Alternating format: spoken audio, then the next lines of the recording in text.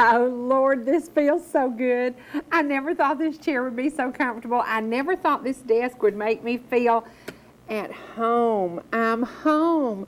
Do you know how Dorothy felt when she and Toto were flying through the air in Kansas? No, I never flew through the air like that. Well, I just wanted to be home, y'all, so bad. I made this huge mistake. Friday night, I get a call from my cousin Gail, who is traveling, not quite like I would have traveled to Alaska, but she had this trip in mind, and hers started literally on a fluke. In 30 minutes, she and her husband made the decision to take a trip to Alaska. Now, they went to Alaska with me one time, and we flew, and we stayed in a gorgeous home, and we shot 5 shows up there, and we had a blast, and everything was pre-planned, and it was also organized, and they were coming out of a doctor's appointment. And, you know, nothing bad happened at the doctor, but you just get to thinking about things. And her husband said, I've always wanted to drive to Alaska, and she said, well, let's go. Now, guys, how many of y'all sitting out there are sitting at a red light with your wife, and you say, I've always wanted to drive to Alaska, and she says, let's go. How many wives would do that? Not this wife. Not ever would I say, let's drive to Alaska. Because I used to think it would be really, really tough. Okay, I have flown it first class, I've flown it budget, I have flown it coach, I have flown it in the tail now. I have flown it using all my frequent flyer miles. On Friday night, after talking to Gail, I made this decision, and I picked up the phone and I called the airline that I happened to have about 80,000 frequent flyer miles with. Well, the first agent said, no, ma'am, you can't cash them in this soon. The other one said, no, you can't do this. The first 3 were very negative. And I said, oh, forget it. I didn't want to go to Alaska anyway, and I hung up. And then something hit me. And I said, you know, those agents weren't our kind of people. I said, they were all foreigners. Maybe they didn't understand what I was saying. I'm going to Alaska, and I'm going to use all my frequent flyer miles. I called back, and I got a wonderful lady from Minnesota who helped me. And she understood the way you talked? She did. She actually liked the way I talked. It took her an hour and 10 minutes, but we figured out a way to use 80,000 frequent flyer miles and buy our tickets to go to Alaska. We knew we were going on a budget, basically on a shoestring. We took $200 cash with us. We brought back $11. Now, we put a few things on a credit card that we'll pay off in 30 days. But the kicker being, this is the first time I've ever done it this way. Would I do it again this way? No. Because I would probably, the only other time I will ever go to Alaska would be to drive it. Ralph and Gail documented their trip, and they documented where they stayed. They took pictures as they entered each different area in Canada. They got to see things that you can't see 30,000 feet in the air.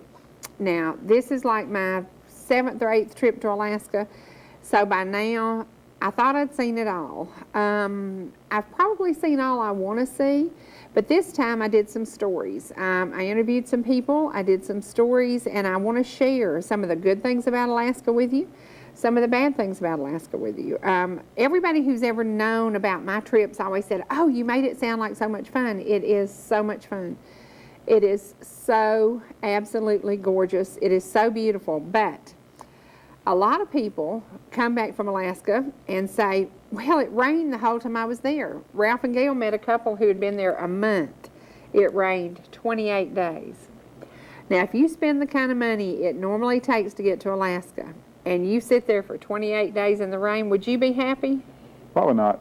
No, no. Probably not. Now, you would like the fishing in Alaska. What would your wife like in Alaska? Sleeping.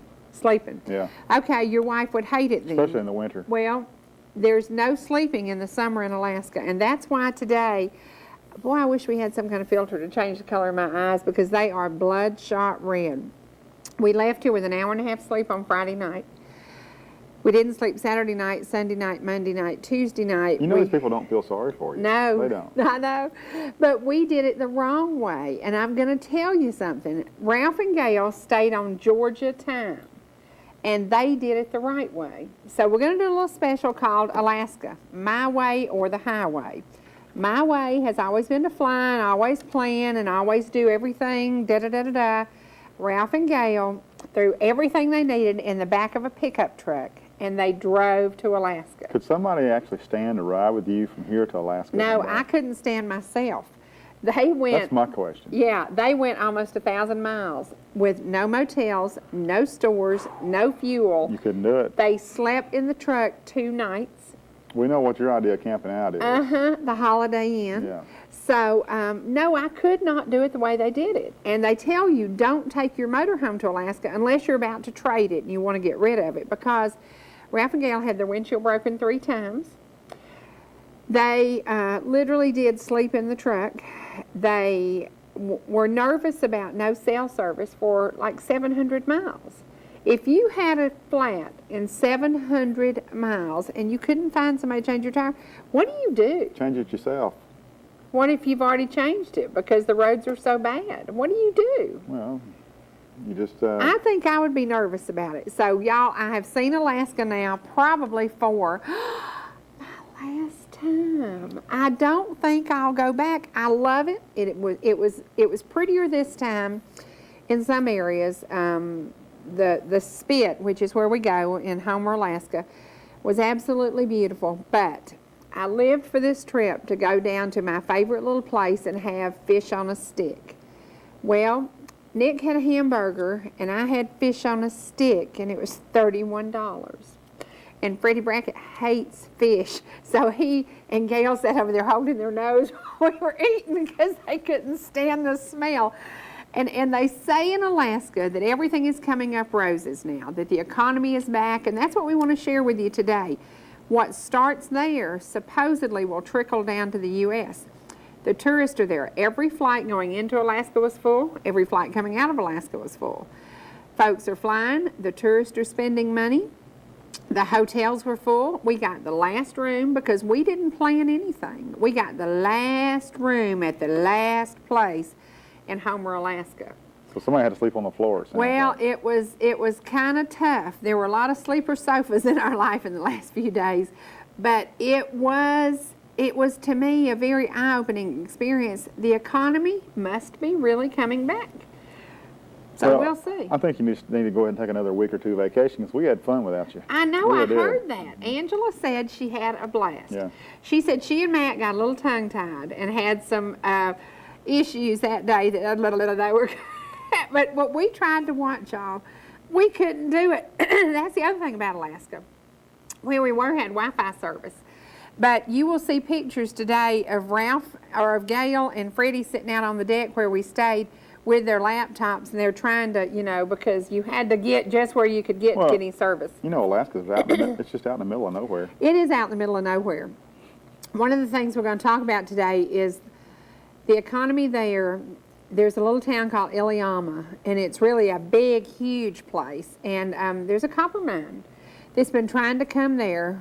A company from Europe wants to open this copper mine and employ 1,000 people. And it's been a battle. It has been really a battle to the point of brothers not speaking to brothers, because one brother may be for the company coming, the other brother may be a commercial fisherman and he's against it. So a lot of tension is happening in Alaska, and it's over the economics, because if you paid $22 for a bottle of Joy Dish liquid today, you would use it sparingly. If you paid $28 for 5 pounds of flour, you wouldn't make a whole lot of biscuits to throw out to the dog. So the folks up there need these jobs, but there's a movement, and it's the folks who are worried about the ecology. So, and we're going to show some photos. Now, this is Ralph and Gail down at the Spit. There's Mr. Freddie Brackett on his first trip to Alaska, and he will tell you tomorrow his last trip to Alaska. He is not a flyer, and when you stay in the air 9 hours, he's a bus driver. If you didn't like flying to begin with, you really don't like flying when you're finished. These are all, everything there grows huge because of the hours of the sunshine. It's 24-hour sunshine for about 2.5 months.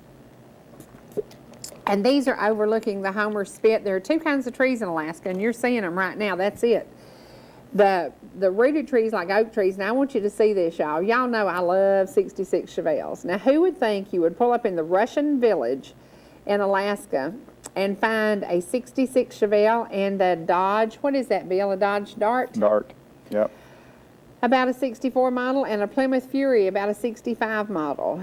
I've been traveling up there since 98, and those cars have been sitting in that yard every trip I've ever made. Now that's a glacier, and the glaciers are some of the most beautiful things you can see in Alaska.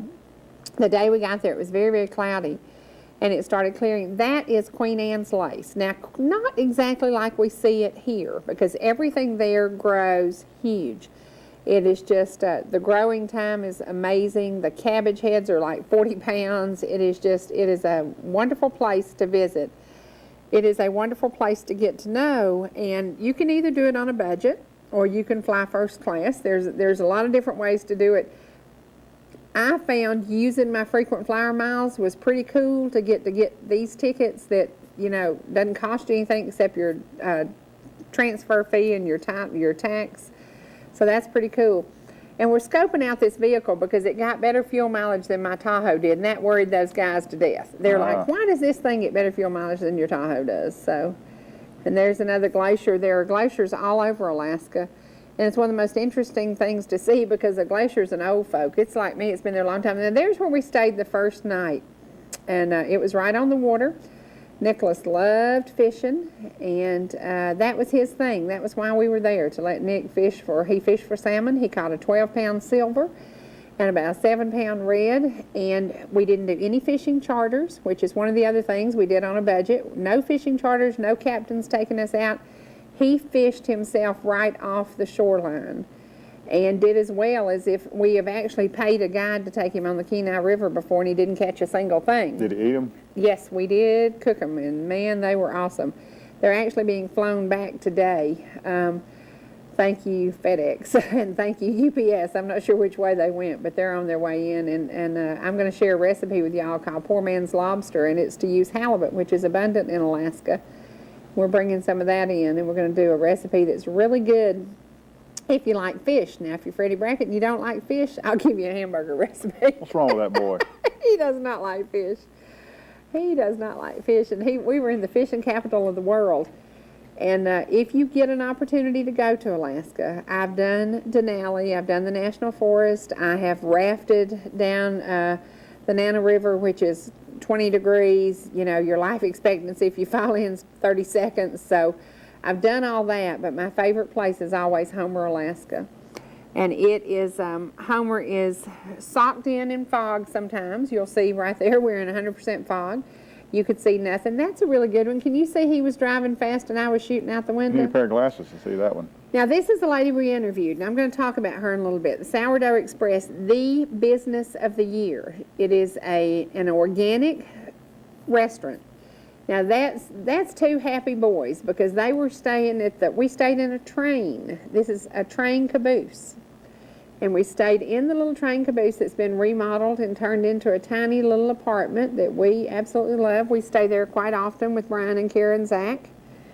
And that thing was brought in with a crane and then remodeled and turned into a beautiful place right next door to their house. Now, there's the most fun of the trip. We finally got the computers to work. Finally got the computers to work, but you had to sit outside and it had to be a clear day. So Wi-Fi up there was not really good. It was very, very slow. So I noticed one's got a sweater on, one's got short sleeves on. Yes, yeah. Freddie never broke his jacket out, and I never took my jacket off, so I guess it just depends on. The temperature at night was 48, and during the day it was 63. So 48 Wonderful. to 63 was what we dealt with every single day. We got in late Saturday night. We spent Saturday night, Sunday night, Monday night. Tuesday was a travel day.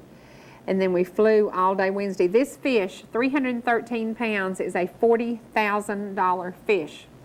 The only problem with that is Jason Wilbur, who caught the fish, did not buy the $10 Derby ticket.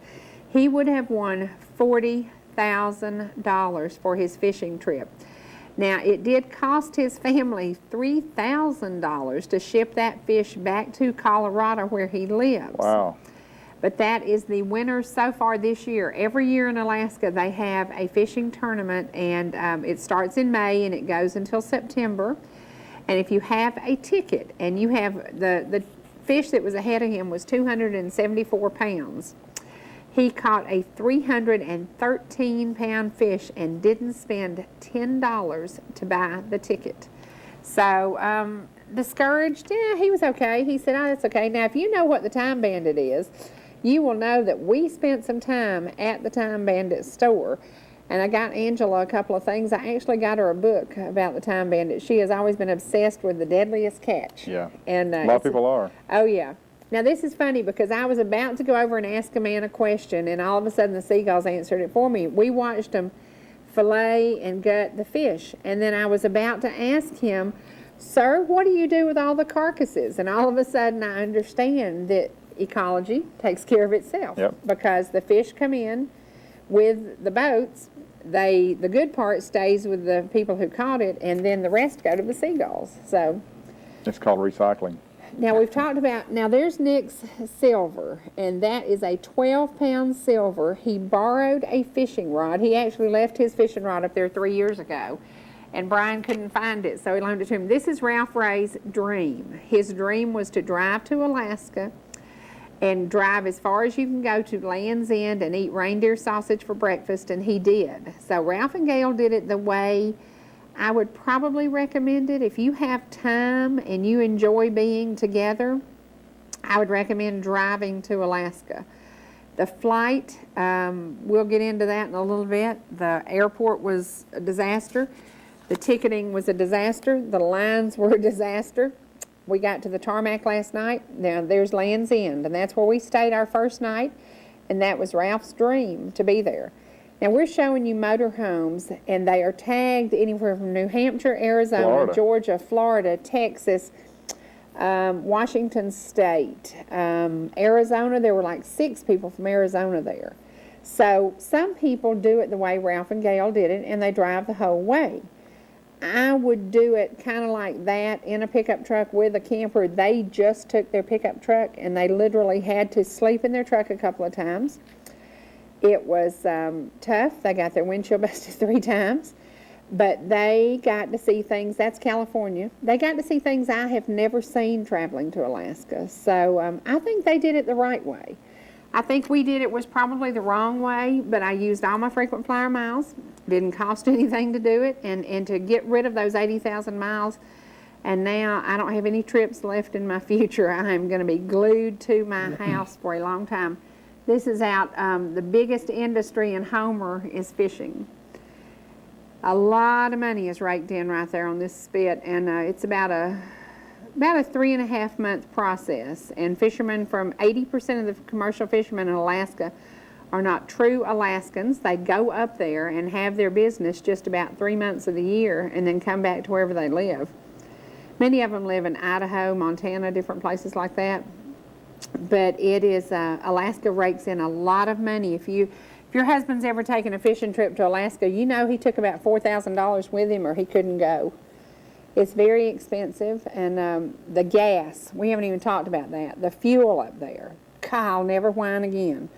The fuel there averaged from $3.47 a gallon for gas to $3.69 a gallon for gas, and diesel was $3.88 to $4 a gallon.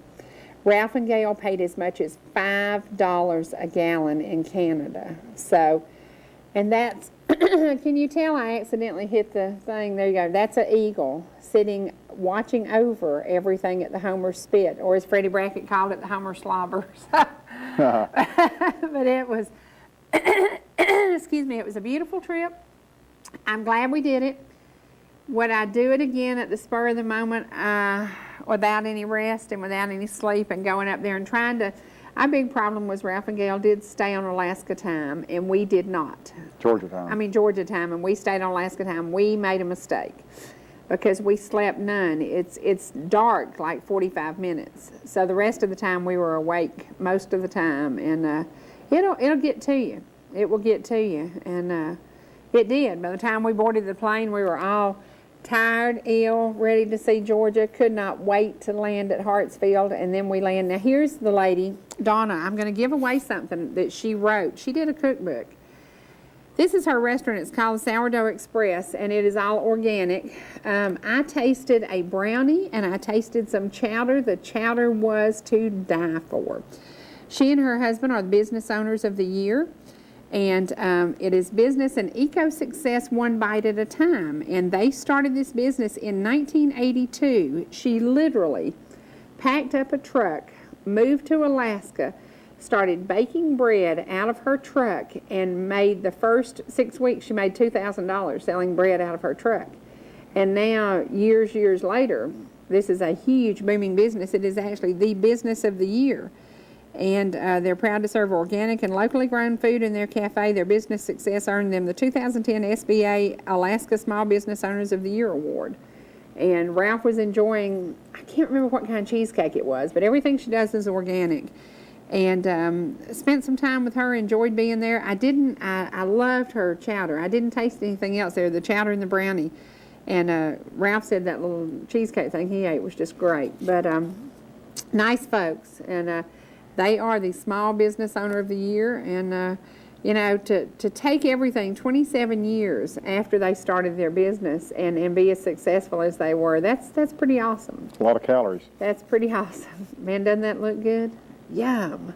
That's comfort food. Yeah. And her place was packed. I asked her, I said, how many people did you serve today? And she said about 400. I bet she does better in the colder weather. No, she's actually not open in colder weather. Oh. I was going to tell you that. She does so well that in September she leaves and goes to her second home. Where do you think her second home might be? Probably the Caribbean. Hawaii. Close enough. Hawaii. So she and her husband leave Alaska and go to Hawaii, where they stay from September until, I believe she said March or April. Then they come back and they reopen the Sourdough Express Bakery and Cafe. What a life. What a life. Split between What Hawaii a and Alaska. life. She keeps it in the United States at least. Now, Bill, your dad would love this place. This is the Anchor River, and this is one of the big fishing places in Alaska. And it is where it is absolutely beautiful. I bet there's some grizzlies around there, too. There are. Actually, Jerry Ballou, our UPS guy, was fishing in Alaska and looked up, and there stood a big grizzly, and he said he had a fishing rod. He had no gun, he had no knife, but he had a fishing rod. He's like, what am I going to do about this? I don't think a knife would do him too good either. No, not at all. But this place was found, this is one of the first places in the U.S. where they found gold. And it is the westernmost point that you can drive in the United States. And it is Anchor Point, Alaska. So for you geography folks, and I understand you did some geography with Ange, how'd she do? She got about half of them right on her own, and then she had help from the studio. She did. And I'm going to quiz you on those same questions. Okay, and I'm going to ask a question. I'm going to give away something. Donna wrote a book, Yummy Recipes, Wilderness Wonders for Kids and Adults. And it's also a coloring book, and it has the critters from Alaska, it has wolves, it has bear, it has eagles, it has the miners prospecting for gold, and I'm going to give this. And so if you're a kid sitting out there, or if you're, here's a moose. Now this is the one thing Freddie Brackett did not see, and I'll show y'all this in a minute, because we kept telling him, we said, oh, you'll see a lot of moose in Alaska. That poor man did not see one moose. Now Ralph and Gail saw 10. They're kind of shy. And they have pictures of them, but poor Freddie Brackett did not see one single moose. But the photography in Alaska, if you like photography, you have to go. I mean, regardless, use your frequent flyer miles, drive up there. Now, there's Nick's second. That's a red salmon, and that was only about 7 pounds. That's one of Charles Stanley's favorite places to go to take photography. Oh, yes. yeah. Well, it is so beautiful. It is so beautiful. And the people there, this is the Kenai River, and everybody who knows me knows that my favorite place in the world is the Kenai River. We didn't spend a lot of time at the Kenai this time, but the water was so cold. You see that turquoise water? It is that color because of the glaciers. I'm not sure what happens to it, but there you go. It is so incredibly beautiful. And there's a Heart of the Home that won 3 tellies, and it's me sitting on that rock where Freddie Brackett is sitting. And it's footage that Fred shot on a day I was very, very down because I had really, really good memories of Alaska, and I went back there, and we were leaving there that day, and I was sad. But the Kenai River is something, if you ever travel to Alaska, make sure you go to the Kenai River. If you're not even an avid fisherman, you can go rafting.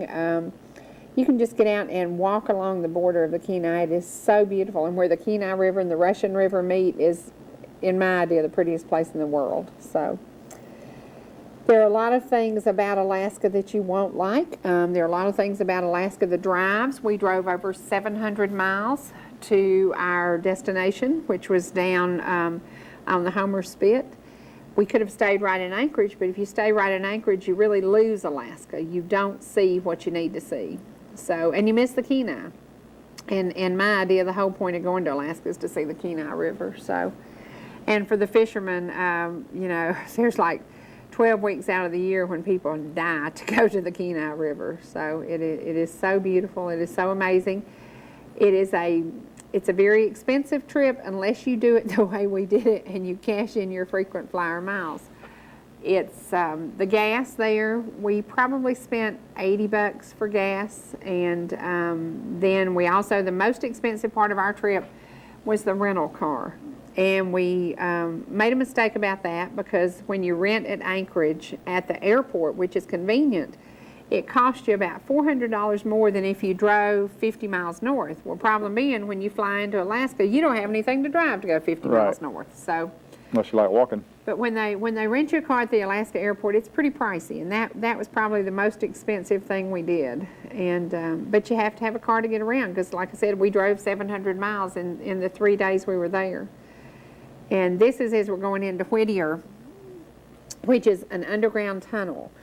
It's $12 to go under this tunnel. It's a little over 2.5 miles long, and the $12, I calculated it by the time the cars were there and we were there, they probably take in $100,000 a day or something ridiculous. It's just, but there's the tunnel. You share the tunnel with a train.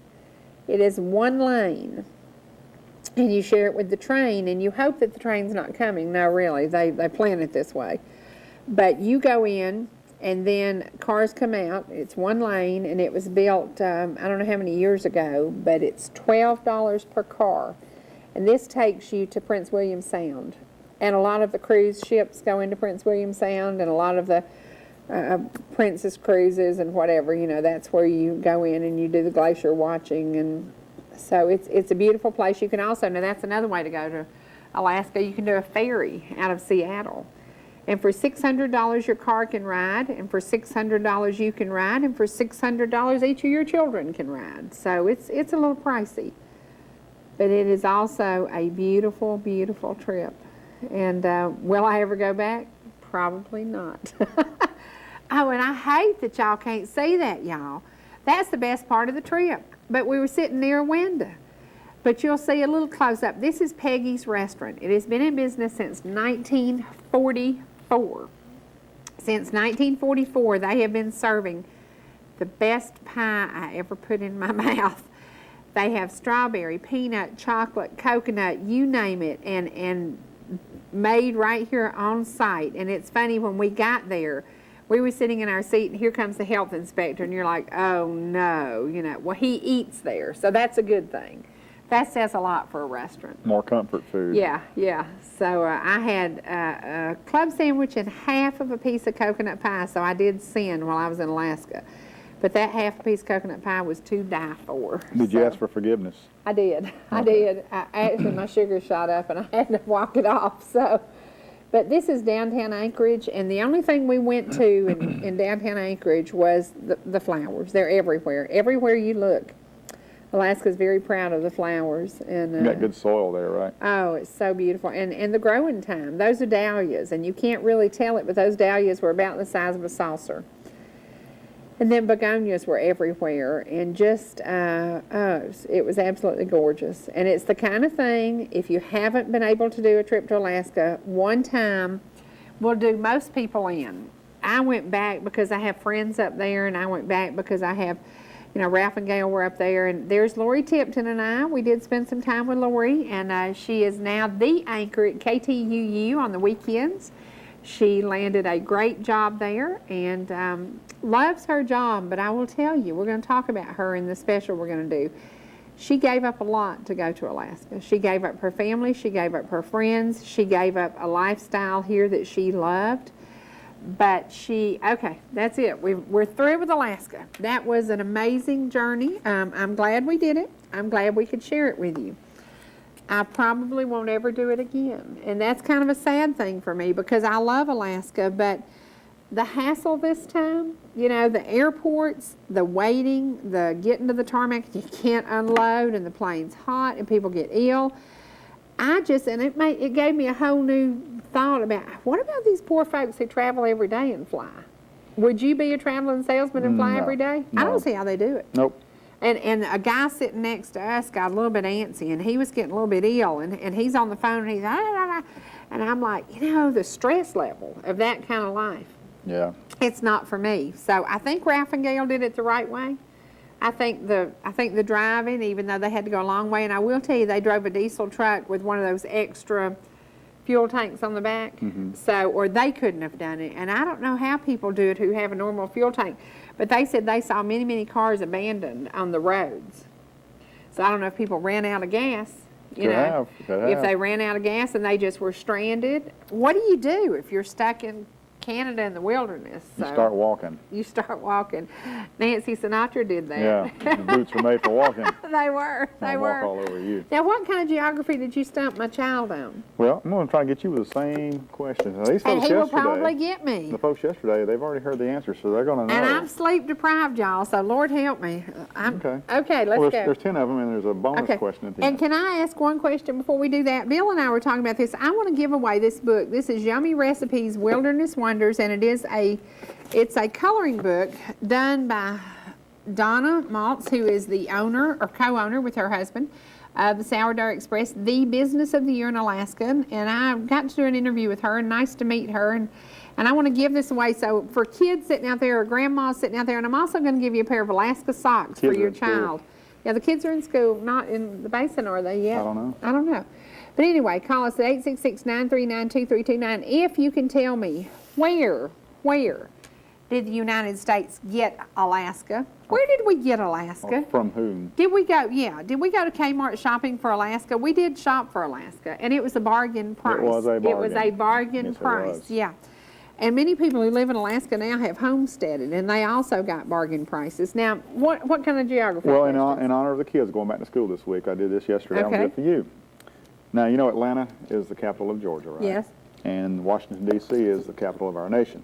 Right. In what state would you find Washington, D.C.? There is no state. Very good. Yes. And Angela got that one. All right, name the 7 continents of the world. Oh, no. Africa, Asia, Europe, South America, North America. Oh, my God. No help from the studio. Uh-oh. Antarctica. That's one. Antarctica. I'm down. I'm up to 6. I got 1 to go. Oh, God, Hannah, help me. Is the answer what, Hannah? Yes, it is. Russia, for the small price of $50,000, we acquired Alaska. What a bargain. Bill, what's the last continent? Australia. Australia. I should have known You that. got 6 out of 7. Yeah, okay. All right, name the 5 states that border Georgia. Okay, Alabama. Love Alabama. Tennessee, South Carolina, Florida, North Carolina. Is that right? Is that 5? 5. Did you say South Carolina? Uh-huh. Okay. All right, you got it. Yeah. All right. In what state would you find Niagara Falls? New York. Very good. Yes. All right. In what state would you find Mount Rushmore? South Dakota. Very good. Yes. And she said North Dakota first, and then she said South Dakota. Okay. All right. Speaking of Mount Rushmore, name the 4 presidents whose images are carved in Mount Rushmore. No, I can't do that. Let me Sure think you can. about this. No, I bet I can't. Well, think about when it was done, and it had to be before that. Washington, Lincoln. Very good. 2 more. Oh, gosh, let me think about this. You can see them, right? Yes, I can see their little ugly faces in that rock. Oh, my gosh, Washington, Lincoln. Jefferson. That's 3. 3 out of 4 ain't bad. Okay, let's see. Who is the other one? I don't know. He carried a big stick. He did? Franklin Delano Roosevelt? Not No? that Roosevelt. No? Teddy? Teddy Roosevelt. Okay. You needed a little help for that one, didn't you? Okay, yeah. Yeah. All right. Now, since you went on this trip, you should know one of these. Name the 5 U.S. states that border the Pacific Ocean. California, Oregon, Washington. 5 Mm-hmm. that border. California, Oregon, Washington. It's stumping you, isn't it? Yes, it is. You've already named 2 of them this morning. Oh, Alabama? No. Alabama? Oh my God! They're throwing stuff at the TV out there. Wait a minute. The other 2. Alabama. Pacific Ocean. Oh, boy. Oh my gosh. Who else? Where did you go? Alaska. Hawaii. In Hawaii. There you go. Finally. Oh, Lord have mercy. That was fun. That was good. Y'all, let me tell you what's on my brain on the way home last night. I'm thinking about this special I want to do. It's embarrassing. It is, and I'm thinking about Alaska, and I'm thinking, and I said, when I get home, I don't ever, and it's funny that you asked me that question. I said, I don't ever want to go where I can't reach the 5 states that border Georgia. So it's funny that you asked me that, because I said, and then I said, oh no, wait a minute, I would include Virginia, and I would include Kentucky. So I will travel again to those 5 states that border Georgia and Kentucky and Virginia. And I might even venture Alabama, to. Yeah, I might that even borders venture the Pacific to. Ocean. You sound like Ernest T. Bass on there. He's talking about Kelsey's Ocean and Kelsey's Woods. I might even go to Mississippi, but that's about as far as I'm going for a long, long time. It was a beautiful trip. I recommend one trip to Alaska in everybody's lifetime. If you can do it, and if you can do it the way we did it, to cash in all the frequent flyer miles, to take $200 with us and come home with $11, that was pretty awesome. Pretty budget, yeah. I can't even go to Atlanta with 200 and come back with it. I will tell you that Nicholas and Freddie both lost a lot of weight on this trip because there was no eating on this trip. Sure. And that we ate out 2 meals. No, we ate out 3 meals. One time at Peggy's, one time at Land's End, but only Ralph Gale and I went because Freddie and Nick were so messed up about the sleeping, they didn't want to fool with it.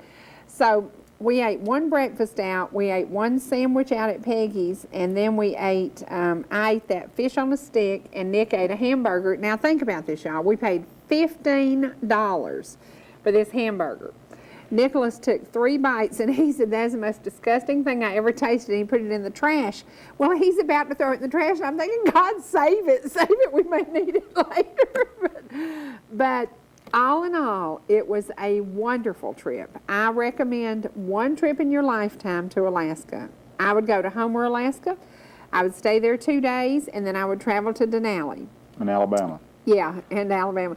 I would not go to Fairbanks because if you've been to Upper Alabama, you've been to Fairbanks, Alaska. It is very much like Alabama. I'm not finished with this. Okay, go ahead. Now, we said the Pacific. What are the other 3 oceans in the world? The Atlantic, the Gulf of Mexico, does that count? The Atlantic, the Pacific, that Gulf of Mexico. The Arctic Ocean. Very good. Okay, there's 3 more. of them. Arctic, the Antarctic Ocean. I don't know. Can we go jet skiing wherever it is? Yeah, you could. Where is it? The Indian Ocean. The Indian. Well, I should have known that. I talk to people in India all the time on the phone when you call to make reservations. I'm surprised you didn't say Lake Weiss. That would have been a good answer. Now, speaking of lake, name all 5 Great Lakes. Oh, no. Michigan, Lake Huron, Lake, oh my gosh. You're a truck driver, you should know these. I know that. I should, and we flew right over them. I don't. My mind just went. You said Michigan and Huron. What are some of the others? Erie. That's 3. I don't know. Did Angela get this There's one that's bigger than all of them. Superior. Superior. There you See, go. There's 4 out of 5. You Yeah. got one more. I don't know it. Ontario. Ontario. Should have known that because Ralph and Gail went to Canada. Yeah. Okay. All right. This is kind of a geography question, but it deals with our state. What is Georgia's state bird? Brown Thrasher. Very good. Now, your bonus question. What am I going to win? Another trip to Alaska? Oh, God, please keep Well, it. you ain't got them all right anyway, but Okay. all right. Well, you know, ETC serves the counties, Polk County, Fannin County, From Turtletown to Ball Gilbert County, Ground. Pickens County, Cherokee. That's 5 counties that we serve. Name the county seats of all 5 of those counties. Oh. Starting with Polk County, Tennessee. Etowah? Or, no, Benson? No, Benton. Okay. Benson. Benton. Is there a Benson? Benton. People are just laughing their heads off. Benton, Blue Ridge. Okay. Gilmer County is. LJ, All right. Pickens Jasper, and Cherokee. and Canton. Very good. Okay. All right. Benton. Benson. Oh, Alabama it's is good on the to be Pacific home. Ocean. Y'all heard it from her. It's good to be home. I think you are sleep You deprived. might be a redneck if. Let me tell y'all about traveling. When you do it, don't do it my way. Get yourself, for you guys looking for a job, I'm going to give you kids a job you can get. People are still laughing at you. Go apply for a job on the Time Bandit. Now, let me tell you about these guys. Don't they do make that. about $50,000 Don't a do that. season. But their life expectancy stinks. And if you know, there are two boats that I really, really love. One was called the Risky Business. She sunk. And pretty 13 crew members were plucked from the Bering Sea. They made it. But now Matt Shadow, the captain, has a new boat called the Lucky Lady, and it is out there. If you can tell me the name of the one more boat that's on the Deadliest Catch, just pick any of them, because there are a lot of them, and a lot of you folks are watching the Deadliest Catch. Boy, are they. I have found folks are addicted to the They Deadliest are. Catch. And Angela, I want you to see this. I brought Angela a bumper sticker. Shut up and fish, the Time Bandit. And then I love this one. This is for all you guys who think you want to be a fisherman until you get out on the Time Bandit. No crybabies. Well, Because this is the toughest living you can make. This and ice road truckers. there's two things you better get ready for if you go on one of them boats. Cigarette smoke and cussing. That's right. That's right. Lots of it. Well, the Time Bandit, if you don't know the story, it is two brothers, the Bering Sea, and one of the world's deadliest jobs. This is truly what, these guys have put Alaska on the map. Do you like crab? I love King crab. crab? I love crab. I love crab. And I'm going to tell y'all something. You're going to get to see, we've got scallops from Alaska that are like this big. If you walk in a restaurant and you order scallops, they bring you these little wads of thing and they put it on your Size of a plate. quarter? Yeah, a nickel. And you pay $12 for them. We bought, they're like this big, and they are coming in today. Alaska crabs. Alaska crabs are great. Alaska scallops are great. Alaska has made a fortune in the fishing industry. We're going to talk to a man today about money and about the industry in a whole, what is happening with America. We are looking forward. In Alaska, we were told, everybody I interviewed said, we've come back, we've come back. And then one of our hosts said, I'm at a meeting today, and they told us that we are the bed of roses of America, that everything here is coming back together, and it's going to trickle down to y'all. We are ready for the trickle down. Thank goodness we don't have the prices like they have in Alaska. Almost $4 a gallon for gas. Over $4 a gallon for diesel. As much as $12 a dozen for eggs. I didn't buy flour. I was going to make salmon patties out of the fresh salmon Nick caught. $5. I don't want that kind of trickle down. I want some cheaper gas. Yeah, me too. But So, anyway. okay, $5 for 5 pounds of flour. I wasn't going to do it, and we need somebody to call in 866-939-2329 about the Deadliest Catch. If you can name another one of the boats that is on there, then you're going to win a copy of We'll Have a Good I probably Time. named 3 or 4 of them. Yeah, you probably could. My wife loves that show. Your dad loves that show too, doesn't he? Well, he likes it, and my wife's got a girlfriend. She loves it. They're both addicted to it. They just love it. It is. Deadliest Catch is one of those programs. We stood at the Time Bandit store waiting on them to open, along with a bunch of other people waiting on that store to open. Deadliest Catch has turned Alaska into a household name. That and Ice Road Truckers. Yes, Ice Road Truckers, they make, okay, now think about this. They make $7.57 a mile, and then they get a $1,000 bonus on each load they deliver. $7.57 is nothing. They should be paid $15 an hour at least. They are risking their lives. The fuel up there is outrageous. The living conditions are horrendous. There is no way that ought to get done for $7.50 a mile. That is ridiculous. But Ice Road Truckers is a big deal. Alaska is now on the map, and Canada is now on the map because of these two ways that people make a living. It is tough. It is tough at best. Johnny Cross from Ducktown knew another boat. What is it now? Cornelia Marie. Cornelia Marie, One of the that's ones right. he said. That's the Yeah. Phil Harris. That's boat right. That he And died. didn't Phil Harris pass away He died from back in cancer? February. No, he did. had a stroke. Oh, that's right. And then another one died of cancer. Yeah, on one of the other big boats. So, it's, So it is a tough way to live, but Bill's right. Most of them do chain smoke, don't they? yeah, a lot of smoking, a lot of cussing, a lot of drinking. And, Yeah. ugh. Yeah. It's a tough life. Tough life, a very tough life. They make plenty of money, but some of them don't know how to save it. So we need to talk to Mr. Kiker about that. Yeah, well, Mr. Kiker is going to be on in just a minute. We're going to talk economics. I think from what I've seen in the last 3 days, I think we're on our way back. I think that things are going to change. When I saw every plane going into Alaska was completely full, every plane coming out was completely full, every hotel was full, every fishing guide was busy, busy, busy. Folks are spending money again, and we saw that firsthand every single where we went. And one of the most depressing sights I ever saw was Walmart in Anchorage, Alaska, because the people there looked very sad to me. You know, there are a lot of Native Americans the Eskimos, who are living on a lot of unemployment there, very few jobs in whatever industry they could do, and the fact that this mine has an opportunity, it's going to be a copper mine and a gold mine, to employ 1,000 people, and they are fighting it. Families are divided because of this. And I think, you know, Paul always talks about buying gold and buying gold and buying gold. Well, if you could mine this gold, there'd be a lot of gold for sale. But it has been a 7-year battle now. I think the battle is about to end. There were some great interviews going on while we were there. A lot of things are happening. There's some movers and shakers who are paying attention to Alaska. And I think Alaska will get the mine. I think the company from Europe will get to open the mine, and 1,000 jobs. Now, from Copper Hill, Tennessee, we saw what closing a mine did for that area. Yeah. So to open the mine in Alaska and to employ 1,000 people, I think it is. I think it's a win-win situation, and I hope they can get the things worked out for the little bitty runoff they're worried about. You know, and it's not a big drastic thing, but there are advertising campaigns that are scaring people to death. So I think it's going to be hard. Right now, we're going to go to our sponsors, and when we come back, you're going to get to meet Paul Kiker.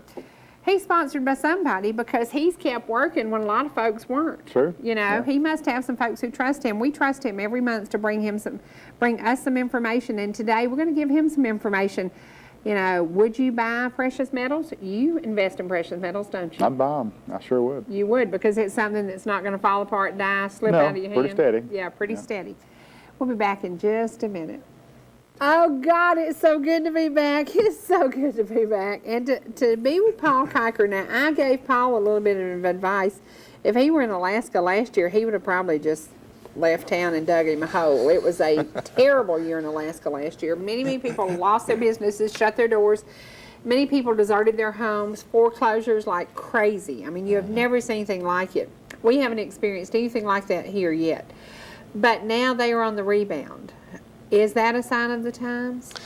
Well, what's interesting is, you know, we've still got a lot of issues to work out economically, and but we're starting to see some positive signs. I mean, our strategy is moved a portion of the focus back to growth instead of principal protection. Now it's international first, but it looks like U.S. markets are getting ready to come back into our model. So, you know, for now, it looks like that the path of least resistance economically is at least going to be stabilization. Everybody's expecting another downturn, and so there are some positive signs out there. And the markets, the stock markets, are a leading indicator. So tell me what the stock market did yesterday. We were up a little bit yesterday, I believe, up a little bit on the futures this morning, but we've had a nice 10% rally in the past month. You know, the month I was going to July say, do you know how many trillions of dollars were made this month on the stock market? Massive amounts. Trillions of dollars. Mm-hmm. I think it's going to change the way America is looking. I really do. It should. You know, one of the things that we've discovered, I guess, in our society today is people tend to spend. If the markets are up, they feel a little bit wealthier. They spend a little bit more money. And you should have been at the airport, y'all. I'm serious. I mean, you can tell if you go to an airport. You can tell because it was on a Wednesday when we flew. It was not a holiday. Every plane was full. So that's a good sign. That's a good sign. I mean, stabilization right now would be an important thing. You know, there's the fear of a double-dip recession, but the interesting thing about economic... Do you fear it? I do. We've still got some issues that we need to work out, and like I told you last month, I still think that the worst part's ahead of us, but I still believe in being adaptive in our approach. You know, the thing about the markets, and one thing that's concerned me about the extreme pessimism we've had lately, is when everybody thinks the world's going to come to an end, it rarely happens. So everybody thinks there's no way that we can have economic recovery, and it is possible because there's been massive amounts of stimulus put into our economy over the past year and a half. Now, it may be that we still deal with these issues 2 or 3 years from now, so you still have to continue to be diligent until we've dealt with all the debt issues that are coming due over the next 2 years. But the market could run for another year, 6 months. You've got to be flexible, and you've got to be wise in your approach. But right now, it appears that this fall, the path of least resistance is higher, and maybe even through next year. So, I like double dip, vanilla. Yes, you do. Yes, you do. But no matter if the market's good or bad, you still say diversification is the way to go. Yes. Right. I was speaking to one of my retirement plans yesterday, and I said, what if our school system only taught history? Do you think our students would be prepared for the world today? No. I mean, history is a great subject, and it's important. I don't think we teach enough history in our school system now because, I'd rather learn from other people's mistakes than to recreate them. But you have to be diversified in your approach, and you have to be adaptable. So, one thing that we know is the world's ever changing. The picture of the world. One thing that's interesting is we received a report yesterday that's talking about China's massive consumption. I mean, their growth in their economy is incredible, and so is Brazil. Well, China was typically a net exporter of corn, and now they're a net importer of corn and soybeans. Well, From the U.S.? From the rest of the world. Okay. So instead of being a supplier, now they're a demander, which means food prices are probably going to go up. So you've got to be cognizant of inflation and a lot of these things that are out there. So you have to be diversified. Does what China does economically run a lot of other cycles in the world since they're so big? It does. And, we tend to think of, with a lot of clients that I talk to, especially retirees, think that China is, a third world country and they're not very intelligent. They have a history of strategic thinking and some incredible innovations that have come out of their culture. So China's 17% of the world population, I believe, right now. The U.S. is 5%, thereabouts. So imagine if you have a society, they have all the manufacturing, not all, but the majority of the manufacturing. What did we have in the 30s, 40s, and 50s, that brought us out of that? I think in the 50s, we really peaked in our manufacturing capacity. So as they create wealth, because that's what manufacturing does, you sell more, you save more, you're selling more than what you're spending. So your pocketbook's growing. Once they turn into consumers, that's going to change the world as we know it. So these are factors that we're going to be seeing over the next 5, 10, and 15 years. Have you ever been to China? I have not. I want to go. Well, I want to ask you a comparison. God love McDonald's in Jasper, Georgia. God love you. Last night we get in, we haven't eaten in 3 days. And we get to McDonald's in Jasper, Georgia and get a #1 and biggie size it. And it had the freshest, best French fries in the world. That same meal in Alaska would have cost us almost $4 more, which is ridiculous. In China, they have McDonald's in China. Yes. They have all the things we have there. They have even Pizza Hut in China. Because of importing their products, do we ship pizza stuff to them? Do we ship McDonald's products to them? Do they import everything like that? Because we found in Alaska a little Happy Meal that's like $2.97 here is almost $7 up there. So are we making money by sending them products like that? Are we making money at any point sending China things? We are. One of the things that's interesting is we do have some small manufacturing in the U.S., and I've got a client that's, the Russell 2000, which is your smaller companies inside the U.S., that's an index that represents that, where the S&P 500 represents the 500 largest, and the Dow Jones Industrial Average is the top 30. So, a lot of these companies are benefiting. I mean, China's growth is obviously going to benefit U.S. companies who are profiting there. Well, you take General Motors and Ford, for example. They're selling more cars to China and Brazil than they are in the U.S. right now. So that helps U.S. citizens. So yes, I mean, America does benefit from their growth. I think I even saw there's a Kentucky Fried Chicken. I know there was one in Alaska, and I think there's one in China. There is. So, so maybe we are making some money on these foreign countries, learning to like our lifestyle. Speaking of large countries populated, is India a player in any of the international markets? They are. You know, the interesting thing is in 2004, 2005, 2006, India was one of the top countries in our investment model. So it required your investment dollars in India and China and Latin America. And India's not there right now, and I'm not exactly sure why, but they're definitely a major player. Even though they're a more populated country than us, they seem to be more poorer at the same time. They A dollar are. a day and a bowl of rice truly is. They are, you know, a lot of their problem, I mean, they have massive population. They just don't have the infrastructure that the U.S. has. And, you know, a lot of these countries are just now benefiting from our exportation of manufacturing jobs that at one point we decided we didn't want to have. And the second thing that they're benefiting from is less labor. You know, if it's 10 cents an hour to work and and we ship a lot of jobs over there and it goes to 25 cents an hour, then U.S. companies are much better off to, and I don't know if that's the numbers, I'm just using an example. It's pretty close. You know, that benefits them because when you're dirt poor, any pay raise is a benefit to you. You know, one of the things we see, you know, I had a client that was telling me that they outsource their MRI readings to India. You know, they can pay an Indian doctor $30,000 a year instead of paying a U.S. doctor $350,000 a year to read these MRIs. And that's the amazing thing about the world becoming so small due to technology.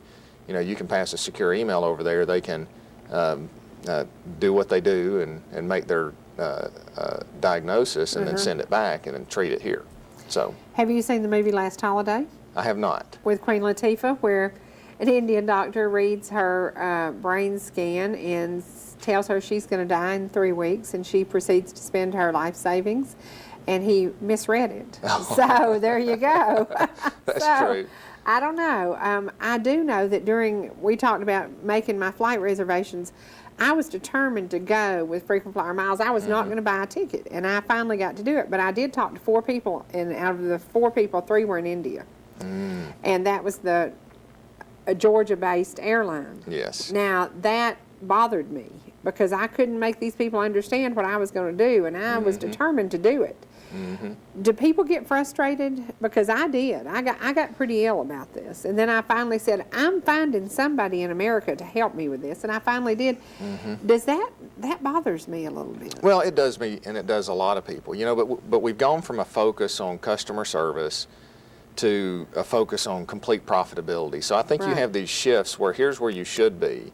And you have bean counters. You know, one of the things that I've always tried to do is stay completely independent in the structure that I have so that I can advise my clients. But what happens in a corporate world is when you have the decision-making process that's removed from somebody who's really has no experience in customer service, all they care about is the bottom line dollars. Right.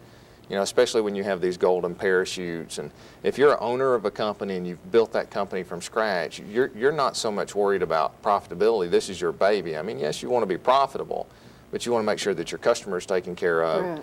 And a lot of times when a company changes hands, they stop caring about customer service and they go, okay, well, you know, we're paying somebody $10 an hour plus benefits in the U.S. to answer the telephones. Right. Well, let's look at our models, and we might lose 10% of our customers, but everybody else is doing it, so where else are they going to go? Let's ship this out to a call center where we're paying somebody $1 an hour, Right. and our profitability goes up. And, you know, and if they trickled that down to the other employees, it'd be fine, but what we're seeing in America, in most cases, is, you know, the few individuals who are running the companies are hoarding this money for themselves. So we've had this, you know, money addiction, I guess, at the top where let's forget customer service, let's balance it out where we lose enough, you know, we're going to lose some people, we're willing to take that as long as we get this extra profitability. Well, That's a little business- cynical, but No, that's it's the true, view though. that I see. Yeah. Well, customer service to me is the most important thing you can do in a company. Yes. The absolute most important thing I you can agree. do. Yeah. We talked about a lot of the larger countries in the world. How about some of the smaller countries in the world, especially European, that are doing well? We know Greece is not, but Right. some of the ones that are that Greece, you wouldn't Portugal, mind. Spain. You wouldn't mind investing in. Well, the interesting thing is our model based on a relative strength where and what that does, you know, in college football you rank the college football teams. And this is a good analogy to use for you out there. Well, I think last year it was Alabama and Florida. This is off. I love football, but I'm not a fanatic.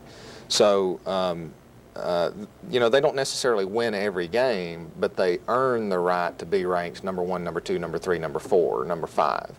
So right now in those rankings, what our models are saying is Turkey, Really? Yeah, Turkey's been one of the best performing countries in the world. Why is that? I really don't know. I can't answer the question. They've got good fundamental growth. They've got a very educated populace. You know, they're in a good position there to benefit from their region of the world. And investment dollars are going there in mass amounts, so their markets have done well. Wow. Mexico is actually in the top 5 ranking right now, which is surprising to me. They just came into the ranking about a month ago, so I've been doing some research to see. You have South Korea, which has consistently been there, but they're a major manufacturer. You have Right. Thailand, and you have the Latin American countries of South America. So those are the strongest rankings right now. You know, if you were to rank the countries of the world in emerging markets similar to what you would your college football team. So not so much Europe. It's Latin America and Right. that's pretty amazing. But a lot of it has to do, you know, Europe was in there a year ago when we started the recovery, but they started coming out in December, January. And I think a lot of that was, you know, our models follow supply and demand, so your smart money started recognizing that Greece, Portugal, Spain was going to be an issue, so they shifted their dollars to countries that aren't going to be as impacted from that. So I think that's one of the reasons we saw the change. It's interesting in our strategy. You never know exactly why a model change takes place until about 2 or 3 months after. You know, once it becomes big enough to capture our headlines, then, you know, by that time, everybody who was paying attention's out of there already. Yeah. We talked about importing cars to China.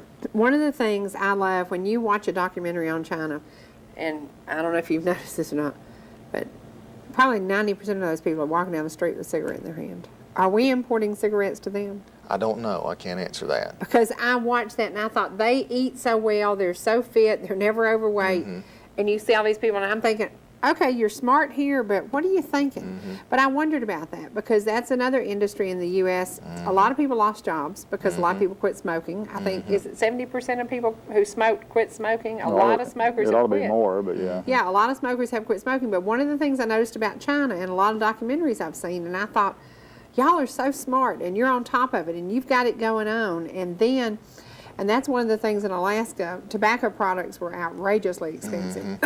A lot of products were outrageously expensive. So in Alaska, they make more money, but their cost of living is Right. huge. The cost of living is huge. And it reminds me, you need to go there and compare it to the little area around the airport is kind of like, there's a place in Orlando, Florida called Pine Hills, and then they jokingly call it Crime Hills because it's a lot of crime in that area. The parts of Anchorage that look like that, these people, if you could see the little homes, they pay like $1,500 a month rent for these little bungalow type nothings, you know. So you think I'm smart because I'm going to Alaska and I'm going to make a whole lot more money and I'm working on an oil rig and yada, yada, yada. And then you look at their cost of living. How do we compare? Is that a smart thing to go where they're making a lot more money, but their cost of living is so high? No, it's very relative. One of the things that you have to look at is inflationary costs of where you are. You always told me Campbell's soup was a big thing. I looked at a Right. can of Campbell's vegetable beef soup. I was going to buy one. That same can here in the U.S., I think was 89 cents. It was $1.79. Right. I did not buy it. I Right. did not buy it. And I thought for a can of Campbell's soup, but you gave me that comparison a long time ago, and that's one of the first things I looked at in the grocery store. And I thought, whoa. Well, that's one of the things, you know, we get caught up on these headline numbers. Well, I can make $120,000 Right. doing this. Well, had a client of mine who went to the Bahamas, and I can't remember exactly the city he was in. He's like me. When he goes somewhere, he wants to find as much about that area as he can. And he said, Paul, he said, my cab driver was making $110,000 a year. Oh, my gosh. And he said, you know, the guy was just bragging about it. So this individual, just about spouted his name out, said, okay, well, how much does it cost you to live? And how much? He's making equivalent of, you know, what he would be making in New York City driving a cab. The cash flow is real high, but the cost of living is real high too. Right. And that's, you know, typical inflation is what it is. You have a small island, or in the case of the Bahamas, where a massive amount of people want to live there, it obviously drives up the price.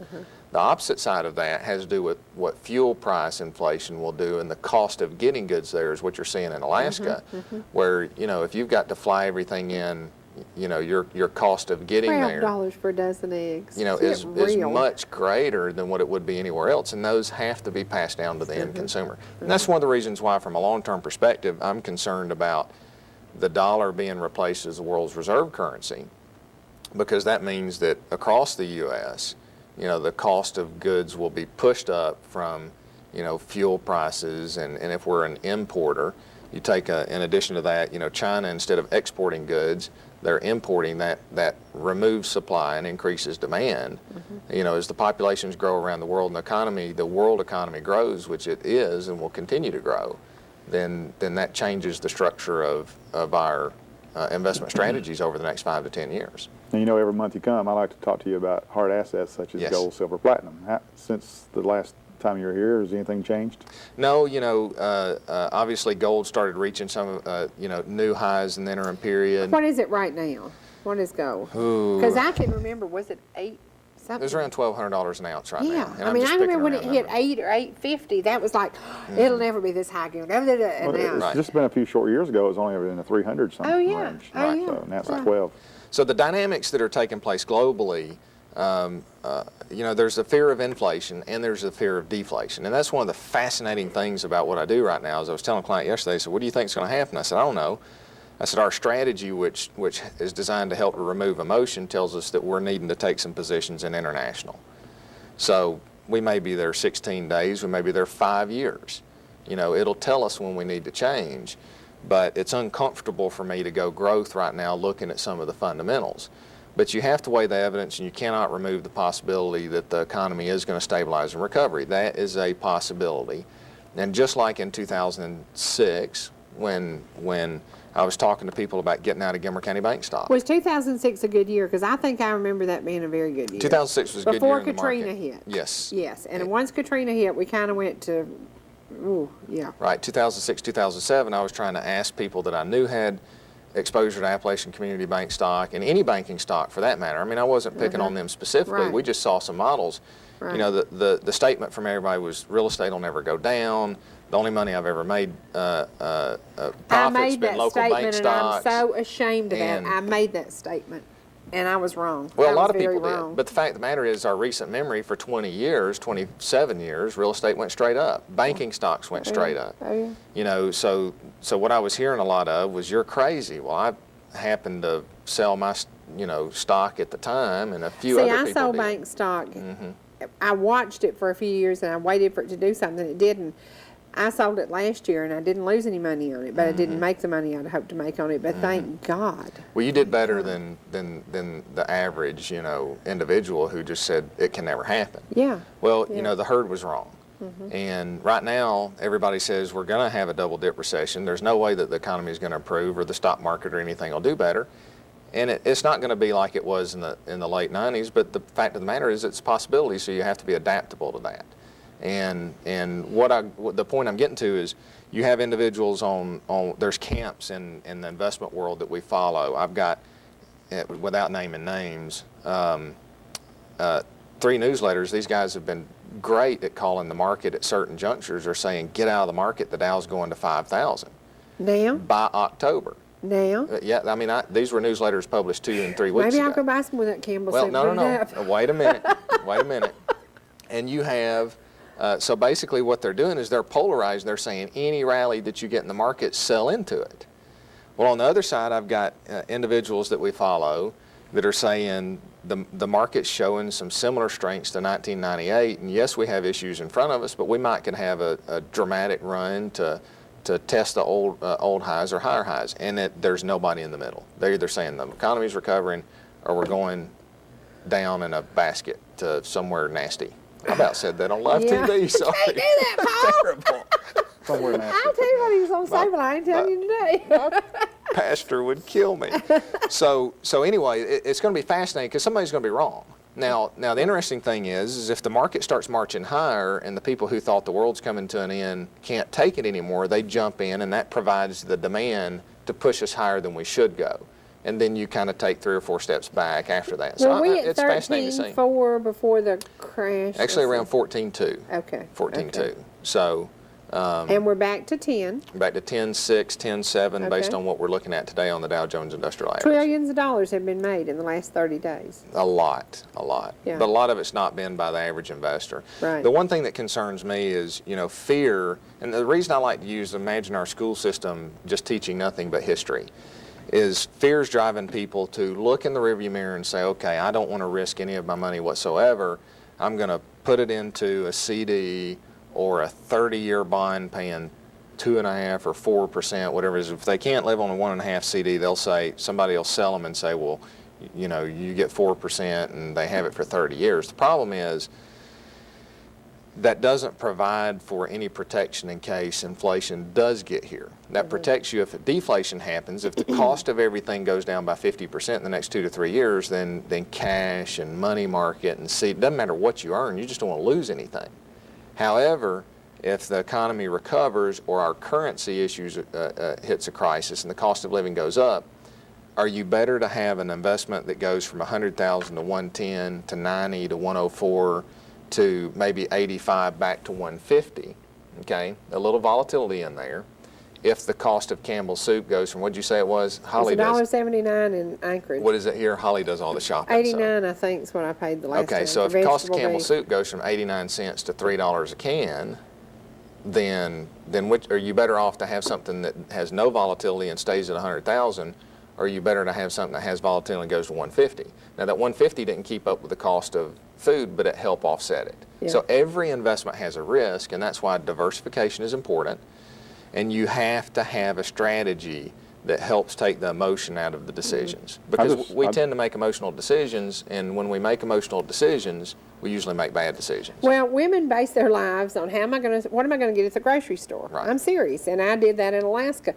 I can walk in, and I know exactly what I'm going to spend a week, and I know what I'm going to get. Okay, I'm going to get my white lily 5 pounds of flour for $1.89. In Alaska, they didn't even have white lily, and it was $4.99, and it was, what do you call it, all-purpose. They didn't even have self-rising. I know women can base how their household runs on what their grocery costs are.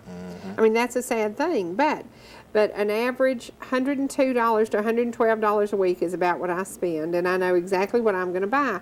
If I were in Alaska and I had to buy the same groceries, it would cost me over $200 a week, and I interviewed 3 different people. Cost of living. One of them, cost of living is less than it was working in Georgia. The cost of living in Georgia is incredibly great. I mean, the cost of living here is amazing. You can rent, you can buy, you can lease, the cost of living here is, in my opinion, one of the best in the country. Right. It is. And our jobs, when you compare, because I compared salaries of people in Alaska, I don't think they understand the concept because their cost of living, they haven't been in a Georgia grocery store, and they haven't seen what we get for $102 to $112 a week. For $102 a week, I spent $38 in the grocery store in Alaska, and I could carry it out in 2 little bags. 2 little bags. And I'm like, I don't think these people get it because they say, oh, come to Alaska, it's this. And we make so much money. And then when I really started comparing salaries with people, no. You make a lot more. I make a lot more. We all make a lot more than the people up there make. But their cost of living is very high. Yes. And I thought, how do they do this? And Campbell's soup was my best example. When I kept going in stores looking at Campbell's soup, and I'm like, how do they do this? And how do they have a family? I don't know how they do it. A lot of it's gradual. They don't know any better, especially if they've not traveled anywhere else. And it's so beautiful. They kept telling me, oh, but it's so beautiful here. If I've heard that once, I've heard it 50 times. It is beautiful there. It is absolutely to die for gorgeous there. But so is North Georgia. But we have the same comparisons here. If you go to downtown Atlanta and try to live versus here, Right. or you go to Pigeon Forge, Tennessee and try to live. Is it cost of living high there? My son-in-law, he just raves about how cheap it is here in Georgia. They've been looking at homes down here just out of curiosity. He says, I cannot believe how cheap the homes are here. Okay. Even in the Canton and Woodstock area or whatever. It's so much cheaper here than it is there. Really? Right. But that's a tourist town. Yeah, yeah. Well, I think we have the best of all the worlds. I think we have beauty here. I think we have great pricing here. Don't tell anybody, but I could go to work for the Chamber of Commerce of the state of Georgia because I could invite everybody here and then y'all would be mad at me because we'd be Right. overpopulated. But out of everywhere I've ever traveled, for cost, for the value, and for what we see, and you talked about Hiawassee. There's nothing any more Gorgeous. beautiful than Hiawassee, Just Georgia. gorgeous. And if you go there in the fall, Alaska doesn't have anything to compare to that. So value-wise, I think Georgia's a great value. Well, they have glaciers and we don't. But Well, we do. Well, I'll tell you what's I interesting. brought y'all a picture of them When, glaciers. when you look at the numbers, Holly and I went to Hawaii about 4 years ago, and I always like to look at the local economy and go see things. What did McDonald's cost in Hawaii? Because don't- when Mother lived there, I don't I know think McDonald's. she told me it was like 4 times as much as it was here. Okay. I believe that's right. I don't eat McDonald's, so I don't know. Okay, Isn't that okay. awful? no. I had my kids watch this. Tom Gladden, I hope you're not watching. Show called Super. Okay, yeah, I'll hush. Change the subject. Okay. So anyway, to explain how these numbers work, Holly and I found on the Kona coast, we were going to the Big Island of Hawaii, and I was looking for farms and stuff like that for sale. And I found, I can't remember how many acres it is now, but I do remember the general numbers. There's about 75 acres overlooking the ocean on the Kona coastline. They were growing Kona coffee and a couple other crops, and I looked at it and I said, you could put goats in there and chicken to clean up underneath the trees, and $1.7 million for a place in Hawaii had a 4,000 square foot house. How many acres? Around 75, 80 acres, Okay. something like that. I'm going to say 75. It may have been a little more, a little less. That's what I can't remember exactly. So I had a friend of mine who was needing some work and willing to move, and I told Holly, I said, this place is cash flowing $900,000 a year for $1.7 million. I said, that's a no-brainer. And I said, what we'll do is we'll buy this piece of property, we'll have so-and-so move out there, I'll manage the books for him, I'll get him set up, and we'll have a place to go stay 30 days a year in the summer, something like that. Once the economy settles down, I can work with my clients by phone and computer. Oh, yeah.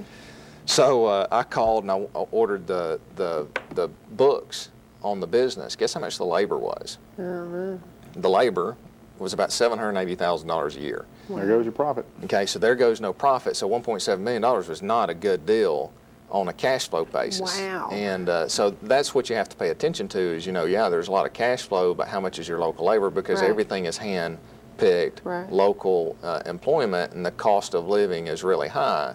So that's where you look at the details. Living in Alaska, you can make a lot of numbers, but if the cost of living is 10 times as much, you may yeah. actually have less of a quality of life. Well, And you talk about taxes on that land. No. Oh yeah, no. I looked at those numbers and I dropped my head. Holly said, "What's wrong? What's wrong?" And I said, "Look at this." She goes, "Ah." never mind. Yeah. She said, "I Tear it told up. you it was too good to be true." Yeah, yeah. Well, I know a lot of folks from Georgia left here and did go to Alaska and did work the pipelines, and they have great retirements, and they did do very, very Yes. well.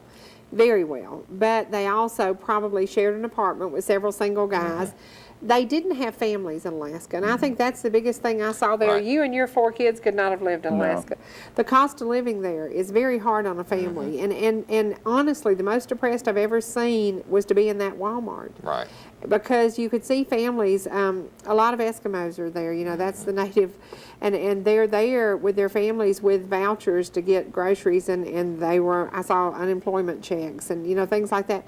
It's very, very depressing because I saw even in Walmart, which is supposed to be the price bust and all this kind of stuff, prices, yada, yada, when there were no bargains, Right. I was going to bring some hoodies back for some folks. It was like $40 for a hoodie, and I said, no, it's 28 in Georgia, so.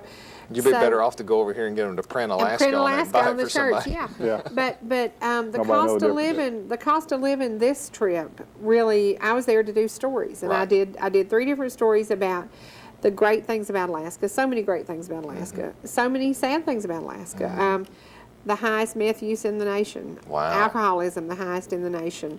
Suicide, the highest in the nation. Wow. I've never spent a winter there. I could not spend a winter there. After September, I'm out of there because when it goes to all dark, it is a very, very hard time. The best heart surgeons in the world are in Alaska. because the doctors are fed up down here and they go there to live that wonderful lifestyle. For the quality of life. They took their money with them, and they also practice 3 days a week. So it has a lot of really good positive things. But when they said, be ready, lower 48, because we are now a bed of roses, things have come back. Y'all can expect this to happen. I hope they're right. I hope they're right too, because the markets are pointing to that possibility. The concerning thing is if we're getting a head fake move, then we could be pretty nasty in the fall. But if you're adaptable, right now you have to consider the fact that things are at least going to stabilize and get better. And if that's the case, then that means inflation is our biggest concern, not deflation. And that's going to be good for companies. It means cost of living is going to go up, but it's going to be good for companies. At some point, it's going to hit salaries. At some point, it means that unemployment is going to turn and go the other way. And I hear a lot of talk about unemployment. It's very important, don't get me wrong, because people have to be working. But that's what we call a lagging indicator. In 2007, as the economy was starting to come apart at the seams, we didn't have 10% unemployment. The Dow was at 6,400, I think, in March of 2009, and unemployment was still on its way up. So, but the economy predicted that the markets predicted that the stimulus was going to have some impact, and in fact it did, much more than what myself or anybody that I know of that'll admit to it expected. Let me ask you something, because we've talked stocks quite a bit. Do you ever follow airline stocks? I do.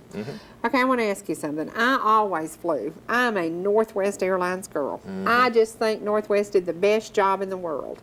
Today, another airline bought Northwest. I flew frequent flyer miles and didn't have to purchase tickets. Only reason I went. Had I been able to do what I did in the past, I always flew first class on Northwest. Delta has, in my idea, God, I could get in trouble for this. They have really taken advantage of consumers. The ticket prices are back to what they were in '98 when they were outrageous. I could fly first class Northwest with the best service in the world, and today that ticket on Delta is 2 times. 2 times. Now we're in a recession, like it, lump it or bump it, we're in a recession. And the airline that I am now forced to fly, because they bought my airline, and I heard a comparative, they said it's kind of like the Flintstones flying around the Jetsons, that the airline, Northwest, was very successful and doing very, very well, and customer service was their big thing, great customer service. Delta walked in and bought them. The ticket is twice as high now. The only reason we flew is because we had 80,000 frequent flyer miles. I would never have purchased a ticket now from Delta. And when I heard that price, I said, excuse me? And I thought, man, that is ridiculous, because we are in a time, but are the airlines doing well? The airlines are actually doing well and doing a lot better than what they were before. At these ticket prices, they ought to be. But, this is the classic example of when you have hard economic times, more wealth will be built by the people who survive out the other end and can start businesses at that time than at any other time when it feels good. And the reason is the companies who survive out the other end, like Delta, are in a position to purchase companies. Now, I have an issue with Delta. They employ a lot of people in Atlanta. Right. Okay? But, they filed bankruptcy, dropped a lot of pensions, formed a holding company, and started over. We've got 1 minute to go. Well, anyway, bottom line is the people who are flying have to. And they don't have much choice as to, if you're going to do business, you've got to. So the airlines are in a position where they can charge what they want and get away with it. And I want to say something. People like me who always flew first class, we were sitting back in the tail of this plane. I wasn't alone. A lot of business folks who always flew platinum, silver, are back in the back now. Delta has done some things to us, and we're going to talk about that. There are some Delta employees out there, I'm sure, who will call me, but I think it was a sad time for Northwest Airlines, and I was sorry to see this happen. It is so good to be home. It is so great to be home. It is so amazing to be back in Georgia. To touch the green grass. Georgia, be happy. You have great economy. You have great folks. You have great food. Georgia is the best, and I am so blessed to be back on Georgia red clay soil. Thank you, God, for bringing us home. Alaska is beautiful, but it's so good to be home. It's good to be back getting poked by you. I missed you. I missed you. Well, I'm glad. From North Georgia Now Today, I'm Sherry Martin. And I'm Dean Martin. This is Bill Senior, and he and Angela did a great job. Thank you very much for filling in. We hope Charlene will be back in the near future. She does have another business to run, and right now, that is number one in her life. But go by and see her at the Blue Star and give her a big hug. And thanks to Paul Tell her Kiker you for being can't our wait. guest Thank you, today. Paul, for being here, and thank you for your advice. Campbell's soup was one of the big comparatives, and it worked for me. We'll be with you again Monday through Friday. Don't forget, Rich Scott comes on right behind us. I can't wait to watch Trading Time only on ETC3. What a beautiful mess I'm in. Spending all my time with you. There's nothing else I'd rather do. What a sweet addiction that I'm caught up in. 'Cause I can't get enough. Can't stop the hunger for your love. What a beautiful mess I'm in.